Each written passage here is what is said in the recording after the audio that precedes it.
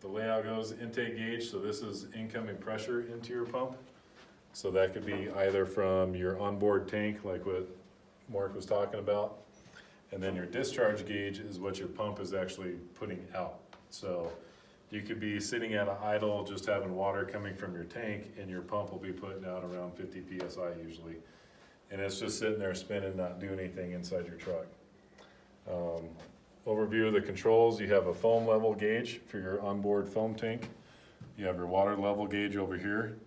And then you have your truck monitoring gauges. So you have a tachometer for your engine speed, oil pressure of the engine, and then water temperature, which is the coolant in the engine. So you can tell if your truck is gonna lose oil pressure and shut down or lock up the engine, you can shut the pump down, get everyone out of the house.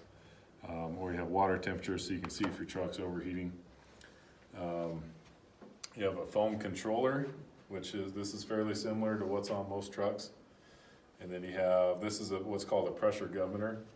So back in 2000, I guess it'd be 6, 7-ish, they started producing what they call the pressure governor. So it would then control the engine speed of the truck to control your water pressure versus you manually controlling it with these devices. So, cool part about this pump panel is you can simulate both new and old trucks. So if we were gonna do an older truck, we'd shut this off, which we control on the screen. And then you have your manual throttle control, and then this is what's called a relief valve. And once we get into those chapters in the textbook, we'll explain exactly how these relief valves work and how you use them. Switches here, you got an extra light switch, shut your panel lights off, horn switch. I got the speaker turned off, but this thing has full audio. If you want to Bluetooth your phone into this speaker, it's a Bose speaker, sounds really good. It's not working right now, but anyway. So going down the line, these are all your discharge valves. So a truck has multiple different discharges on it. This one's labeled front discharge, which would be coming off your front bumper. And then number 1 cross lays, usually this is right behind the cab of the truck, right over top of the pump panel. You usually have 2 cross lays that are going across the truck. And that's labeled, number 1 would be like the front, number 2 would be the rear. This one's labeled deluge, which would be your deck gun, which is mounted to the top of the truck. So if you need big water, that's what you see the guy spraying from the top of the pumper. It'd also be the same thing coming from the tip of an aerial ladder truck.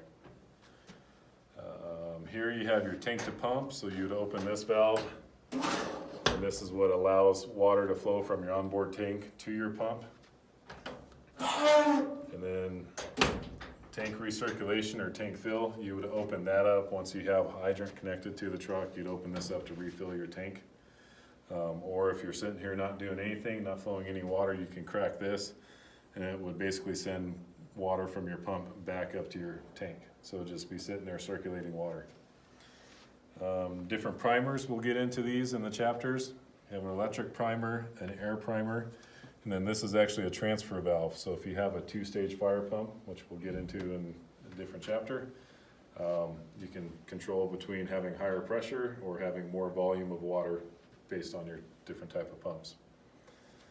More discharges. This is simulating a large diameter discharge. So this usually comes off the passenger side of the truck away from where you're operating, because this is going to be big water, lots of pressure. And then number 1 discharge is red colored, correlates with the red discharge. So if you open up this valve, you're going to get water out of this discharge. Or if you open up this one, you'll get it out of the blue one. And then these would be all the drains. So you just crack those open on an actual truck to relieve any pressure that would be on your discharge that's between the valve and the actual outlet. Or if you have any pressure in your hose that's connected to it, you can open that up and relieve all the pressure out underneath the truck versus disconnecting it. This is called intake, large diameter intake. So this is where you connect the fire hydrant to it, and then you'd simply open it up to allow water from your hydrant into your truck. Same thing on this one, only it's smaller, so it's a 2.5 intake valve.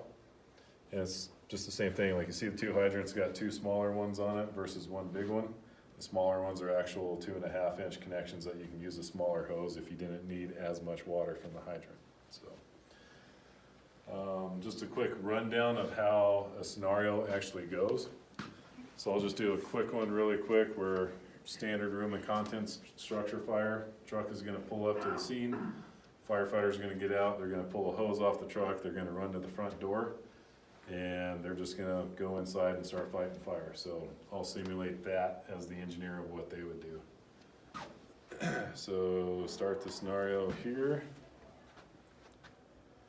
And now you hear that I have my engine sound on. So this will actually I need to reload it real quick. So I want the engine controller on. Update. Okay, and start. So now I shut off these manual controls and now I'm going to use the pressure governor. But first thing the engineer would do is he gets out of the truck, he's going to throw chalk blocks around both tires of the truck so the truck won't go anywhere. And then he's going to pull his tank to pump valve. So this allows water to come from the tank to the truck or to the actual fire pump. And you can read on here that I actually have some discharge pressure coming out of my pump, which is only about 73 PSI. We'll get more into what the pressure stands for and how we control that. Then to get water from his pump to the actual hose at the front door after they've stretched it out, we're just going to stretch, just going to open that one. So you start seeing a reading. This is a flow meter, which is gallons per minute. That kind of tells you how much water you're actually getting out of your hose. And then this screen up here shows you all the different hoses that would be on your truck. So you have 100 feet of your front bumper line. You have 200 feet of one cross lay, 200 feet of a second cross lay. This is your smoothbore nozzle off of your deck gun. And then you have 100 feet. This is just to simulate if you were to do a remote master stream, which we'll get more into that later. To like set up your nozzle and then drive your truck away from where the fire is, because you want to get away, like say it's a rail car tanker fire. You'd set up this ground monitor to flow water out, and then you drive your truck away from the fire because that tank could blow up. So that's what that simulates. But here, I'm not flowing enough water. These nozzles are set for 125 gallons per minute, so I'm not getting enough water. So all you do is come over here, and you can control it manually to increase your pressure. And these are just touchscreen computer monitors behind here, so it's not a push screen, it's a touch screen, so be very gentle with them. And these just have the little electronic controllers back here. So don't be hitting on these, banging on these, just pull nice and easy. Or you can hit a preset button to control pressure. And that's exactly how a fire truck would work. The truck actually controls itself to increase its water pressure. So you can see how, so I'm matching my discharge pressure with my pump discharge to my actual line discharge. And you can see here how it's simulated my water levels going down on my truck, because I only have, like on here, 500 gallons of water, and I'm pumping out 125 gallons a minute. So I'll be losing water here in about 3 minutes. So that just tells you that the engineer would have to go connect to a fire hydrant, which we control that here with our water sources. So I can control my different hydrant pressures. So if you have a really crappy fire hydrant like Phoenix has with super low pressure, versus up here in Flagstaff, we have really good fire hydrants with lots of pressure. So sometimes we don't even need the fire truck because the hydrant can just flow enough water by itself. But connect to the hydrant. As you can see, my hose just got connected here to the fire hydrant. So disconnect, connect. So I'm connected. I can open up my intake. This little doodad moves. And now I just got a burst of pressure coming in from my hydrant. So my truck says, okay, I don't need to pump that much anymore. It controls itself. It's trying to control the pressure down to 150. So even though I have a really good hydrant coming in, this is what the truck's putting out right now from hydrant and the truck. But I'm still losing water out of my tank, so I need to open my tank fill valve. And then I don't want tank water coming out to my pump anymore. So I close that, and now I'm completely flowing off of my hydrant versus my onboard tank.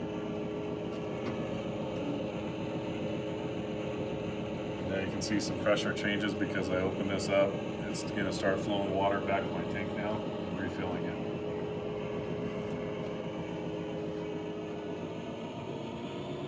So now because I opened this up, it lost a little bit of pressure, so now it has to build back up to its set pressure. So the whole point of the fire apparatus is the number one reason for a fire apparatus from chapter 1 here. Guys remember? To supply sufficient